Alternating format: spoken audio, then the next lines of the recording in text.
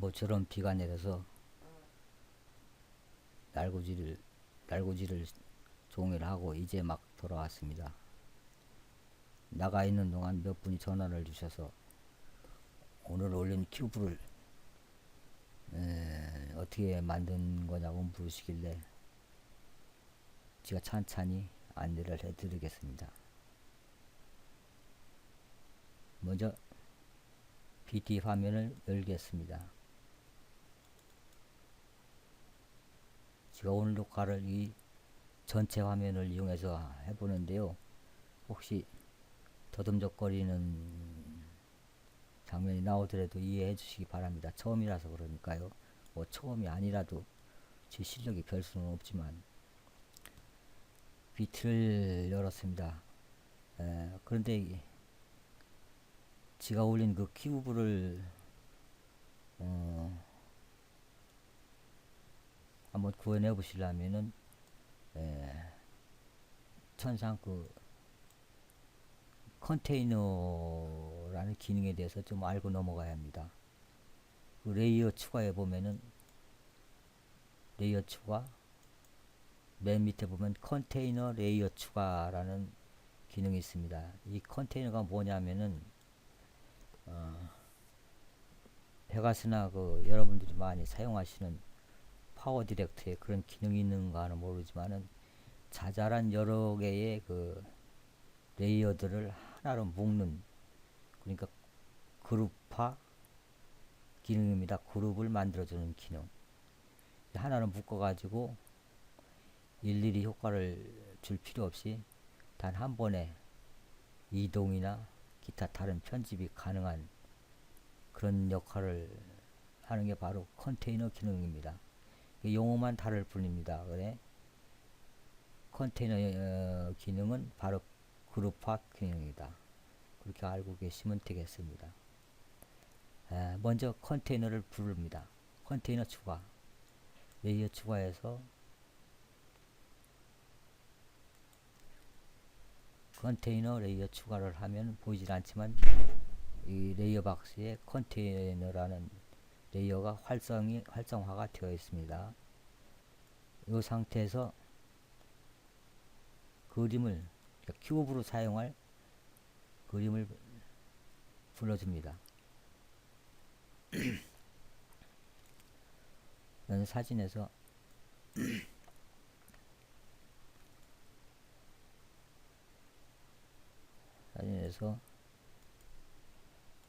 만들어 놓은 게 있습니다. 그림을 부르면은 Would you like to attach the new layer to the 뭐 active container layer 하고 묻는데요. 이게 뭐냐면은 새 레이어를 컨테이너 레이어 이거 불러드렸죠. 이제 부착하겠느냐, 첨부하겠느냐, 그런 질문입니다. 당연히 이해해야죠. 이해했습니다.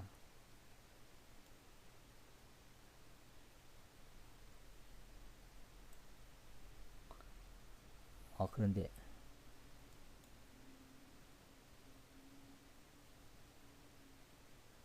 이상한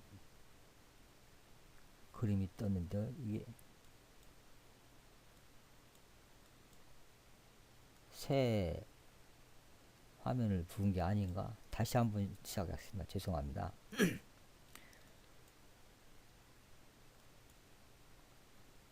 다시 불렀습니다. 지우고 배경을 바꿔준 다음에 레이어 추가 컨테이너 레이어 추가를 부른다고 했죠. 컨테이너 레이어 추가, 요 활성화된 상태에서 그림을 불러줍니다. 큐브로 사용할 그림.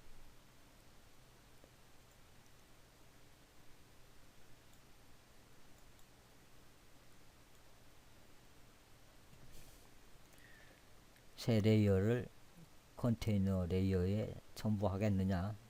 예.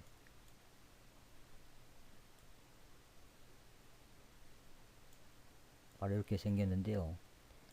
너무 크죠? 이게 6장면인데 이 상태에서 크기를 줄여주겠습니다.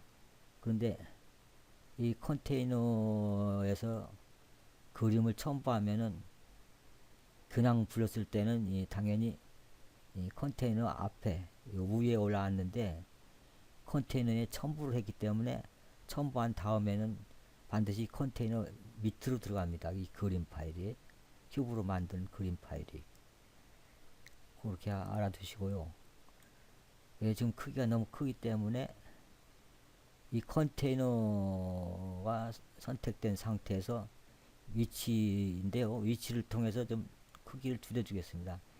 이 컨테이너로 이미 첨부가 됐기 때문에 이 상태에서 조정을 해도 됩니다. 위치를 대충 이 정도로 줄였습니다. 그런 다음에 이제 큐브로 만들어 줘야 합니다. 그럼 여기서 그림을 바꿔줍니다.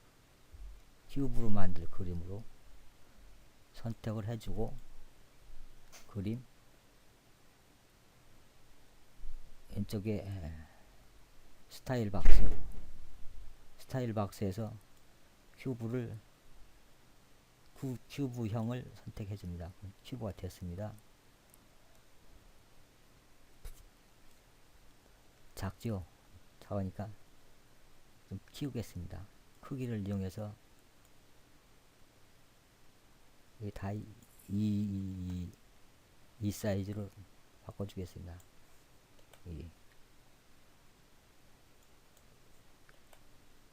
커졌습니다.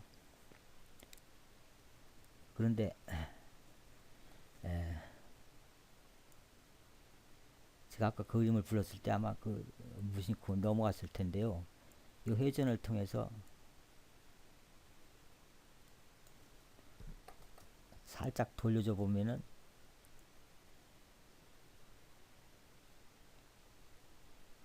이런 구멍을 만들어 놨죠. 요 구멍.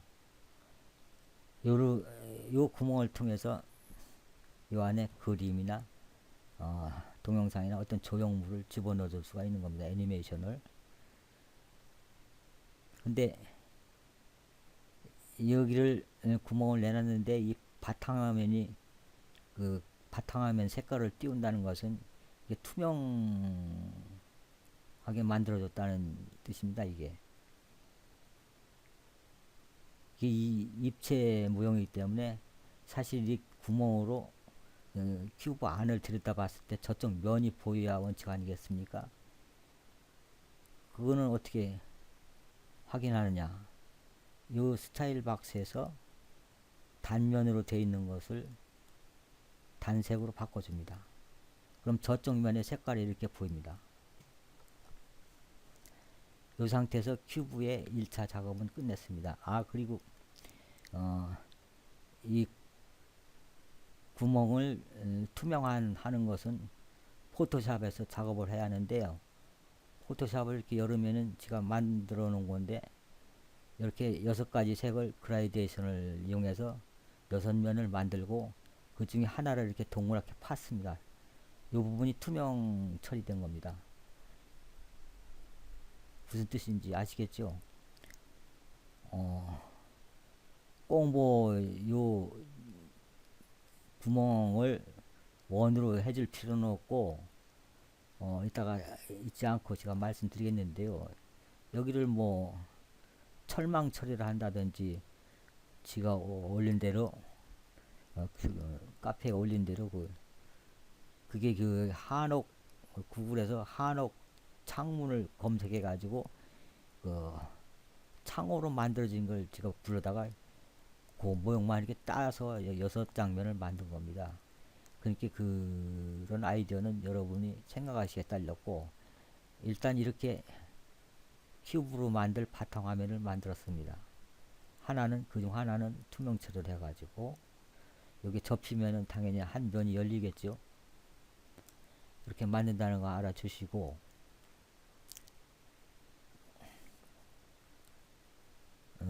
그러면은 이 상황에서는 1차 큐브를 만든 작업은 끝냈습니다. 회전으로 해서 일단 구멍을 정면으로 돌려놓을까요? 이렇게 돌려놨습니다. 그리고 이 상태에서 다시 컨테이너로 바꿔줍니다. 여기를 컨테이너에 첨부할 동영상 애니메이션을 부르기 위해서 이 컨테이너를 선택해 줍니다.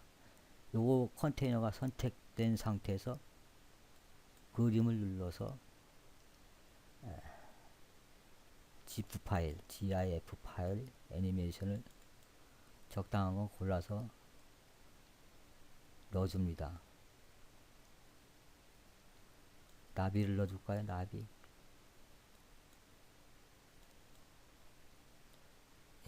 이것도 역시 컨테이너에 부착하겠느냐 그런 뜻입니다. 이게 예 들어왔죠. 물론 뭐 다른 애니메이션을 불렀을 때 이 크기에 안 맞을 수가 있습니다. 그때는 여기서 애니메이션을 선택해 가지고 크기나 위치나 회전을 변경해 줄 수가 있습니다. 그럴 때는 반드시 이 애니메이션 GIF 파일로 여기를 선택해 줘야 합니다. 그러면 작업이 됐습니다. 큐브도 만들어졌고 요 안에 들어갈 애니메이션 영상도 여기다 맞춰 줬습니다. 이게 바탕화면이 하얗게 들어갔네요. 아까 바탕화면이 이런 그 살색 주홍색 비슷하게 들어갔었는데 이게 하얀 거 깔린 거 보는데 이게 바탕화면이 하얗게 된 겁니다. 그럼 여기 선택된 상태에서 효과로 들어갑니다. 나비에서 요 효과에서 이펙트 픽처 이펙트에서 픽처로 들어가 가지고 여기 보면 크로마키라고 있습니다. 크로마키 많이 들어보셨죠? 이걸 찍어줍니다. 크로마키 라고 확인 누르고 나옵니다. 그럼 선택된 상태에서 여기 보면은 FX 크로마 칼라라고 있네요. 그걸 찍어줍니다. 그리고 그걸 옮겨줍니다. 이렇게.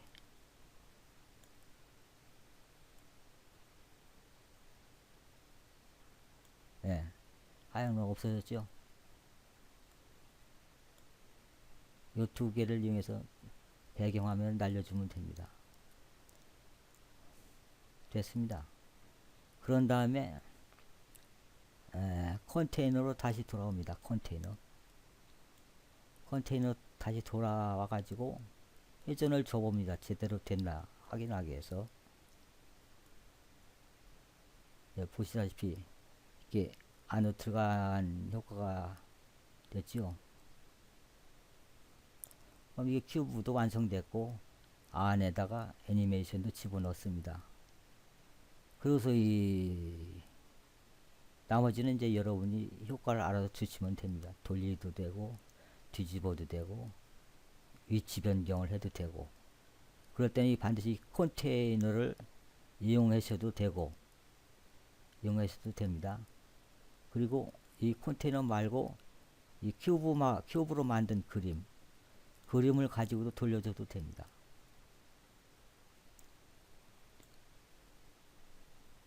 이 그림으로 불었을 때는 여기 그림만 선택되어 있기 때문에 이 나비까지 효과가 미치지 않습니다.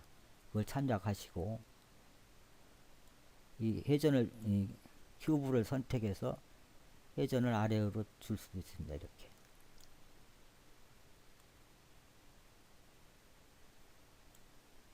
이쪽에 구멍 있죠?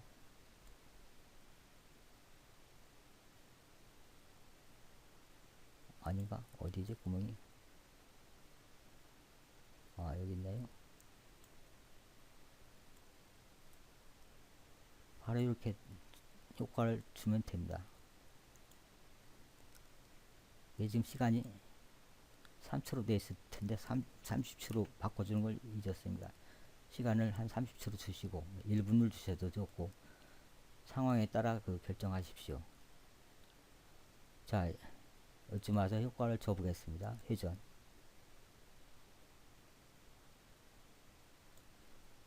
같이 옆으로 돌리고 또 위로 돌려서 두 가지 효과를 겹치기로 줄 수가 있습니다. 이렇게.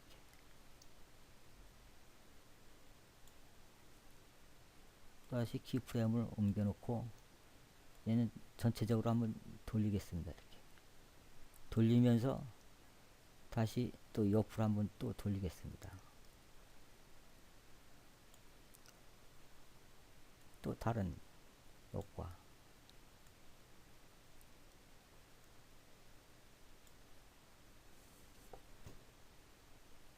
이렇게 쭉 줘도 됩니다.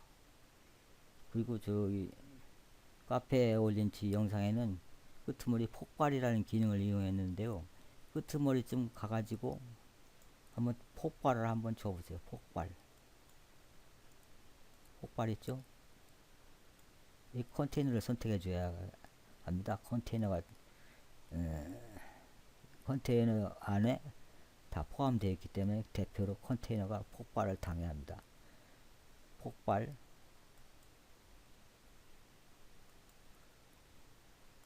컨테이너는 폭발을 안 하는 모양입니다.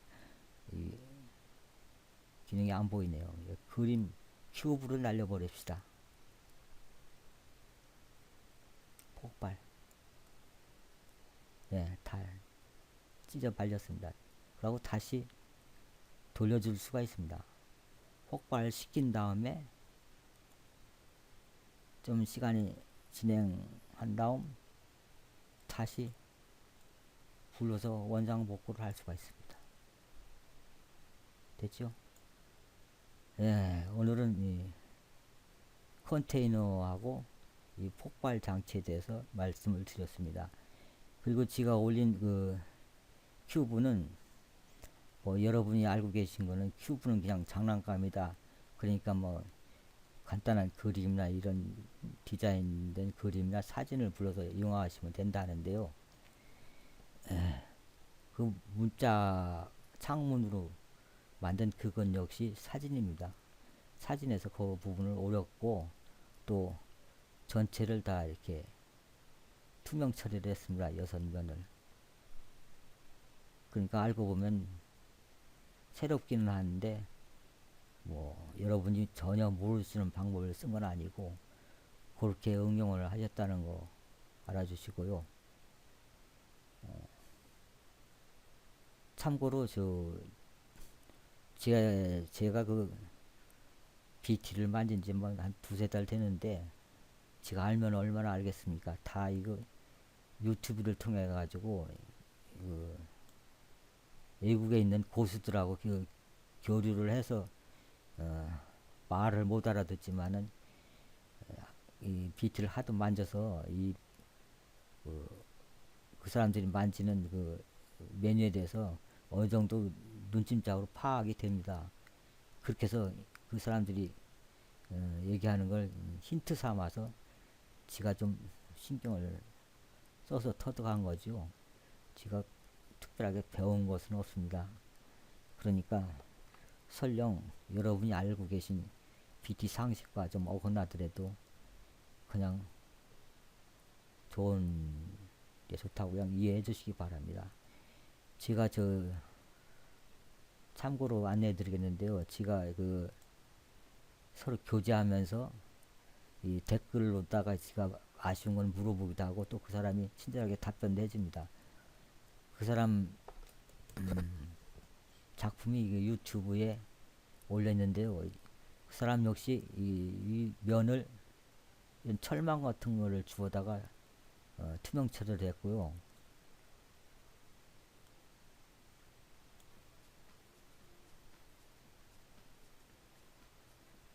옆면을 한번 보세요. 어떻게 처리했나? 옆면도 어디서 그 디자인 같은 걸 주다가 이렇게 투명 처리를 했습니다. 이렇게. 이게 이런 거는 아이디어 싸움입니다. 머리가 좀 잘 돌아가시는 여러분들이니까 좋은 재료를 찾아보세요. 그렇게 해서 포토샵에서 투명 처리를 해줍니다. 저쪽 면이 반투명으로 되어 있나? 반투명 같은데요.